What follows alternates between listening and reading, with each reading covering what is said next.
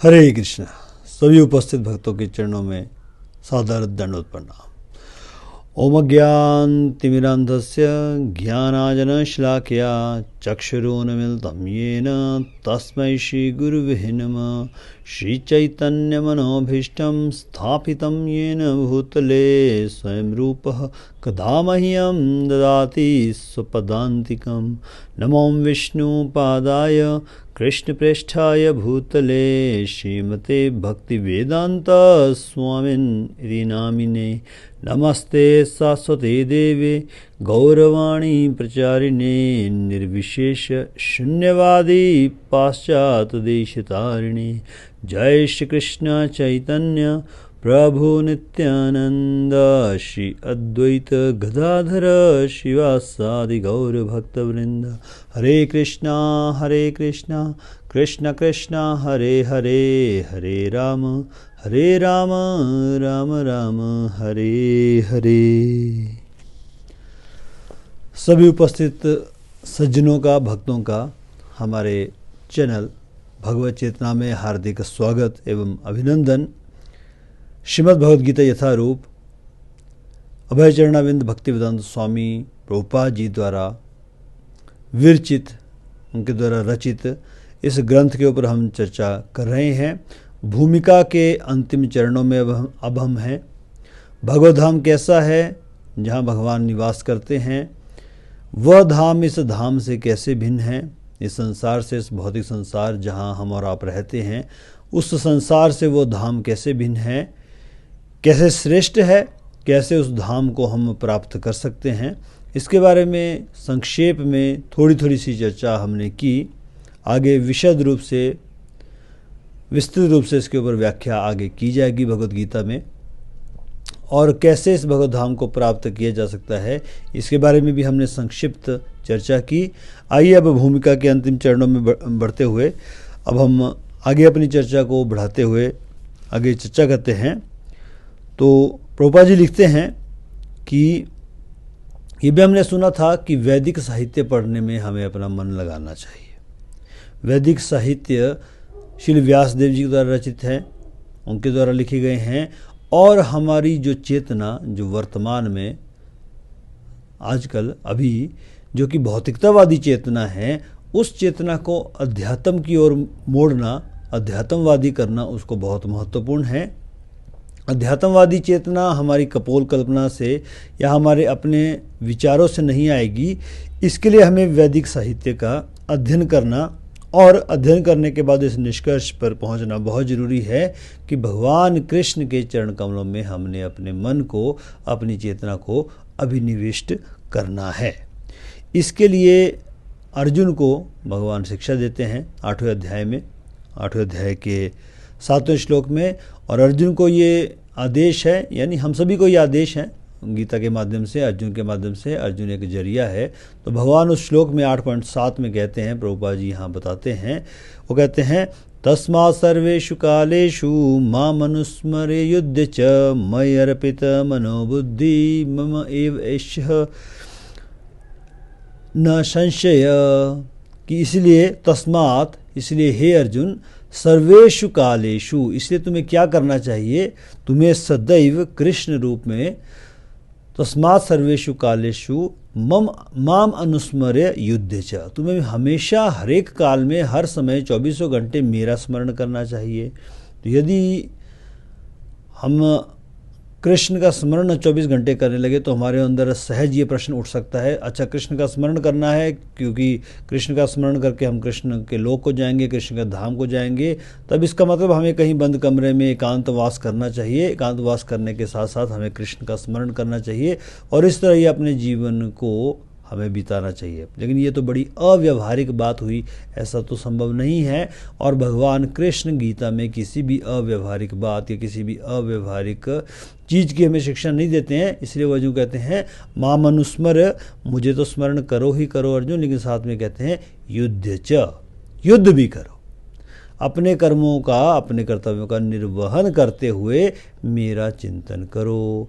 और फिर क्या कहते हैं, मयि अर्पित मनोबुद्धि। इस प्रकार जब तुम्हारे मन और तुम्हारी बुद्धि जो मुझे अर्पित रहेगी, तो माम एव यशस्वी न असंशय, तो तुम मुझे निश्चित रूप से प्राप्त करोगे, इसमें किसी भी बात का कोई भी संशय नहीं है। तो प्रभुपाद यही कहते हैं कि भगवान अर्जुन को अव्यवहारिक बात की शिक्षा नहीं देते हैं, या हम लोगों को अव्यवहारिक चीज़ की शिक्षा नहीं देते हैं। इसलिए गीता बहुत व्यवहारिक या प्रैक्टिकल ज्ञान है, जो कि हमने अपने जीवन में उतारना है, अपने जीवन में जिससे शिक्षा हमने ग्रहण करनी है। प्रभुपाद जी बताते हैं कि हरेक व्यक्ति कर्म करता है संसार में। गीता में भी भगवान कहते हैं कि बिना कर्म किए बगैर कोई भी व्यक्ति नहीं रह सकता है। हाँ, कर्म करने की जो वृत्तियाँ हैं, जो आदतें हैं, जो कर्म करने का हमारा ढंग है, वो अलग अलग है। हमारी कैसी वृत्तियाँ हैं, कैसी हमारी आदतें हैं। हम सतोगुणी हो सकते हैं, सतो रजोगुणी हो सकते हैं, रजो तमोगुणी हो सकते हैं, अथवा तमोगुणी या केवल रजोगुणी भी हो सकते हैं। प्रकृति के 3 गुण होते हैं, उन तीनों गुणों का हमारे ऊपर प्रभाव होता है, लेकिन हरेक व्यक्ति पर, हरेक मनुष्य प्राणी पर इन प्रकृति के गुणों का प्रभाव अलग अलग मात्रा में हो सकता है। किसी के अंदर सतोगुण का प्रभाव ज़्यादा हो सकता है, किसी के अंदर रजो, तो किसी के अंदर तमो। अब इन गुणों के प्रभाव के कारण ही कई लोगों की प्रवृत्ति, सतोगुणी व्यक्ति जो होते हैं उनकी ब्राह्मण जैसे कर्तव्य करने की ओर होती है, कईयों की क्षत्रिय की तरह कर्म करने की प्रवृत्ति होती है, कईयों की वैश्य, तो कईयों की शूद्रों की तरह कर्म करने की वृत्ति या प्रवृत्ति होती है। हमारे ऐसी नेचर है। ये जन्म आधारित नहीं है। जो हमारा सनातन धर्म के अनुसार, हमारी गीता की शिक्षाओं के अनुसार भगवान कहेंगे 4 अध्याय के 13 श्लोक में, चातुर्वर्णम मया सृष्टम गुण कर्म विभागशः। 4 जो ये वर्ण हैं, 4 जो ये भाग हैं, भेद हैं, ये गुण और कर्मों के आधार पर हैं, ये जन्म के आधार पर नहीं है। विभागशः बांटे गए हैं, ये स्वाभाविक है। ये वहाँ कहते हैं मेरे द्वारा रचित है, यानी ये नेचुरल है, मैन मेड नहीं है। जैसे हमारा शरीर है, अगर हमारे शरीर को या एक सोसाइटी या समाज को एक शरीर मान लिया जाए, तो जैसे हमारे शरीर में हमें बुद्धि की आवश्यकता पड़ती है, शरीर के लिए काम करने के लिए हाथों की आवश्यकता पड़ती है, शरीर का पालन पोषण करने के लिए पेट की आवश्यकता पड़ती है, उदर की आवश्यकता पड़ती है, और शरीर को यहाँ वहाँ ले जाने के लिए, शरीर की सेवा करने के लिए हमें पैरों की या चरणों की आवश्यकता पड़ती है। उसी प्रकार शरीर रूपी इस समाज को चलाने के लिए बुद्धिमार्ग वर्ग, प्रशासक या सैन्य वर्ग, पोषक वर्ग जो पालन करता है, और साथ ही साथ जो हमारा वर्कर, जो हमारे वर्कर क्लास है, जो 4th श्रेणी है, हमें उनकी आवश्यकता पड़ती है। ये बिल्कुल प्राकृतिक है, ये नेचुरल है। ये ऐसा नहीं है कि भारतवर्ष में ही है, कोई भी मनुष्यों की सोसाइटी है पूरे विश्व में कहीं भी, वहाँ ये 4 प्रकार के लोग पाए जाते हैं। तो भगवान कहते हैं इसीलिए इन 4 प्रकार के वर्णों के व्यक्ति ये जन्म के आधार पर नहीं है, ये कर्मों के आधार पर है, और 4 प्रकार के व्यक्ति मुझे प्राप्त कर सकते हैं। किसी भी तरह की इनके अंदर कोई यह नहीं है कि किसी को कुछ विशेष कहा जा सकता है कि एडवांटेज है, या किसी को विशेष अधिक लाभ प्राप्त है। 4 वर्णों के व्यक्ति अपनी अपनी वृत्तियों के अनुसार यदि अपने कर्तव्यों का सही ढंग से निर्वहन करे, लेकिन साथ ही साथ क्या करे, मयि अर्पित मनोबुद्धि, उनकी मन और उनकी बुद्धि कृष्ण में अर्पित, कृष्ण में समर्पित होनी चाहिए। यही एकमात्र शर्त है। तो यही भगवान हमें सिखाते हैं, यही गीता का ज्ञान है। अब ये किस प्रकार संभव है? अपने कर्म को करते हुए भगवान में आसक्ति लगाना, ये कोई आसान काम नहीं है, सरल काम नहीं है। चाहे जिस भी वृत्ति के हम हो, लेकिन मन को भगवान में लगा पाना बड़ा कठिन है ना। तो आचार्य लोग निम्नलिखित उदाहरण देते हैं। हालांकि उदाहरण थोड़ा सा हमें अलग सा, थोड़ा सा अजीब सा लग सकता है, लेकिन उदाहरण बहुत सटीक है। आचार्य कहते हैं हमारे कि जैसे कोई विवाहित स्त्री, मान लीजिए कोई विवाहित स्त्री है, लेकिन उसकी आसक्ति किसी पर पुरुष में है, किसी दूसरे पुरुष में उसकी आसक्ति है, तो वो स्त्री हालांकि काम करेगी अपने घर का, अपने विवाहित परिवार का जहाँ वो रह रही है, लेकिन उसका मन कहाँ होगा? सदैव अपने जार पति के पास, यानी अपने प्रेमी के पास उसका मन रहेगा, उसके और ही उसका ध्यान लगा रहेगा। अपने कार्यों को बड़े सावधानी पूर्वक करेगी वो, अपने पारिवारिक कार्य को, जिससे उसके पति को, उसके सास ससुर को, उसके घर वालों को ये शंका ना हो जाए, ये शक ना हो जाए कि इसकी आसक्ति, इसका प्रेम कहीं और, कहीं दूसरे के पास है। ठीक वैसे ही हम इस संसार में अपने कार्यों को करें, अपने कर्तव्यों का निर्वहन करें, लेकिन हमारी वास्तविक मति, हमारी वास्तविक आसक्ति भगवान कृष्ण के चरण कमलों में होनी चाहिए। और हमें यहाँ के अपने जो कर्तव्य हैं, संसार की जो अपनी वृत्तियाँ हैं, जो भी हमारा स्वभाव है, जो भी हमारा परिवार है, पारिवारिक, सामाजिक, देश के जो भी कर्तव्य हैं, उनको हम इतनी सावधानी पूर्वक करें कि कोई त्रुटि ना रहे। अर्जुन ऐसा ही उदाहरण है। अर्जुन ऐसे ही भक्त का एक उदाहरण है जो कि अपने कर्तव्यों का निर्वहन बहुत सही ढंग से करता है, अपने क्षत्रिय धर्म का, अपने राज्य इंद्रप्रस्थ के लिए, अपने परिवार पांडवों के परिवार के प्रति अपने सारे कर्तव्यों का निर्वहन सही ढंग से करता है। क्लीन करता कब है? जब गीता का ज्ञान ग्रहण कर लेता है उसके बाद। नष्ट मोहो स्मृति लब्ध्वा तत्प्रसादात्मे अच्युतः स्थितो अस्मि गत संदेह करिष्ये वचनम तव। तो वो पूरी तरह से उसका मोह नष्ट हो जाता है। इस बात की पुष्टि भी करता है 18वें अध्याय के 71वें श्लोक में। तो हमने भी गीता के माध्यम से अपना जीवन जीना है, लेकिन सही मनोदशा में, सही उत्साह के साथ, सही शक्ति के साथ, सही मानसिक स्थिति के साथ, और तब हम इस जीवन का भी आनंद उठा पाएंगे। और इस जीवन की समाप्ति पर, इस शरीर की यात्रा पूरी होने पर हम भगवत धाम में भी प्रवेश पा सकते हैं। यही गीता का ज्ञान है। और भगवान बताते हैं अर्जुन को, और प्रभुपाद जी में सिखाते हैं, जब भगवान कृष्ण अर्जुन को योग पद्धति बताते हैं तो अर्जुन कहता है कि इस पद्धति का अभ्यास कर सकना उसके लिए संभव नहीं है। तो कोई सोचे ठीक है, मैं क्या करूँगा, मैं ध्यान लगाऊंगा, कृष्ण के ऊपर सुबह सुबह ध्यान लगाऊंगा, उससे मेरा मन भगवान में लग जाएगा। तो ये संभव नहीं है। क्यों? क्योंकि अर्जुन पहले ही 6 अध्याय में ध्यान योग में इस योग पद्धति, इस ध्यान पद्धति को वो नकार देता है। 6 अध्याय के 33वें श्लोक में वो कहता है, यो अयम योग तो है प्रोक्त साम्येन मधुसूदन एत स्यात् न पश्यामि चंचलत्वात् स्थितम स्थिराम। हे कृष्ण, हे मधुसूदन, कहते हैं हे मधुसूदन, आपने यो अयम योग त्वया प्रोक्त, आपने जिस योग पद्धति का प्रोक्त यानी वर्णन किया, वो कैसी है? एतत् स्यात् न पश्यामि, उसको मैं इसका पालन नहीं कर सकता हूँ। जो योग पद्धति आप मुझे सिखा रहे हैं, मैं इसका पालन नहीं कर सकता हूँ। क्यों नहीं कर सकते भाई? क्या समस्या है?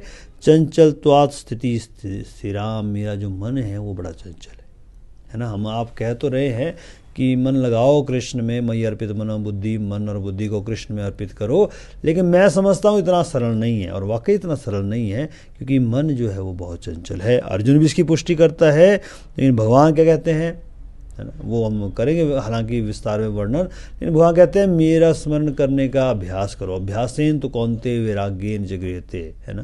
निश्चय संशय महाबाहो मनो दुर्निग्रहम चलम, अभ्यासेन तो कौन्ते वैराग्येन च गृह्यते। कि मन तो चंचल है ही अर्जुन, इसमें तो कोई शंका है नहीं, लेकिन उपयुक्त अभ्यास और वैराग्य से ऐसा किया जा सकता है। मन को वश में करना, मन को अपने वश में करना, शांत करना, भगवान में लगाना, ये संभव है।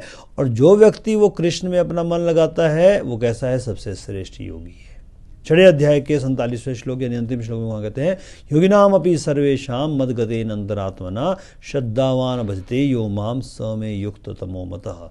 सभी योगियों में जो योगी है ना, जो भक्ति योग के द्वारा मेरा भजन करता है, मुझे अपने मन में स्थापित करता है, वो सभी योगियों में सबसे श्रेष्ठ योगी है, सबसे श्रेष्ठ ज्ञानी है, सबसे बड़ा भक्त है। तो मन को कृष्ण में लगाना बहुत महत्वपूर्ण है। ऐसी तल्लीनता से प्रभुपाद जी कहते हैं मनुष्य भगवत धाम को जाता है। और जिस व्यक्ति का मन कृष्ण में लग जाता है, उसकी इंद्रियां, उसका शरीर स्वतः ही भगवान में लग जाता है, क्योंकि मन प्रधान इंद्रिय है। जहाँ मन जाता है वहीं तन भी जाता है। सही बात है, जहाँ मन जाता है वहीं तन भी जाता है, वहीं इंद्रिय भी वैसे कार्य करती है। यह कला है, प्रभुपाद जी कहते हैं ये कला है। This is an art, how to control the mind and how to engage the mind in constantly in the Krishna service, in the lotus feet of Shri Krishna. ये एक कला है, एक आर्ट है, अभ्यास है, और गीता का रहस्य भी है कि श्री कृष्ण के विचारों में पूरी तरह से व्यक्ति मगन रहे, पूरी तरह से वो मगन रहे। इसलिए भगवान 8वें अध्याय के ही 8वें श्लोक में कहते हैं, अभ्यास योग युक्तेन चेतसा न अन्यगामिना, है ना। परम पुरुषम दिव्यम याति पार्थ अनुचिंतयन। ये अभ्यास से होता है अर्जुन, अभ्यास योग युक्तेन, अभ्यास करना पड़ता है। व्यक्ति अभ्यास करेगा, अपने मन को स्थित करेगा, इस तरह अपने मन को निरंतर वहाँ के स्मरण में लगाएगा। चेतसा न अन्य गामिना, दूसरे यहाँ वहाँ अपनी चेतना को नहीं जाने देगा। तो कहते हैं परम पुरुष दिव्यम याति, और अपने मन को वहाँ परम पुरुष में लगाएगा। दिव्यम याति पार्थ अनुचिंतयन, वो निश्चित रूप से मेरे धाम को आएगा मेरा चिंतन करते हुए।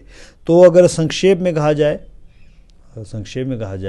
तो यही है कि कला यही है, भगवान के चिंतन में हम रहे। इसके लिए नाम जप बड़ी महत्वपूर्ण विधि है। कलयुग के लिए नाम जप, युग धर्म, हरिनाम संकीर्तन, हरे कृष्ण कृष्ण कृष्ण हरे हरे, हरे राम राम राम हरे हरे, इति षोडशतक नाम नाम कली कलमश नाशनम, नातुर परतर्पाय सर्वे विदेशु दृश्यते।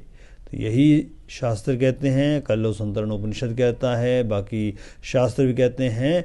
ये हरे कृष्ण महामंत्र का जप ही कलयुग में हमारा उद्धार करने का एक मात्र उपाय है, और कोई उपाय नहीं है। बहुत बहुत धन्यवाद जी। हरे कृष्ण।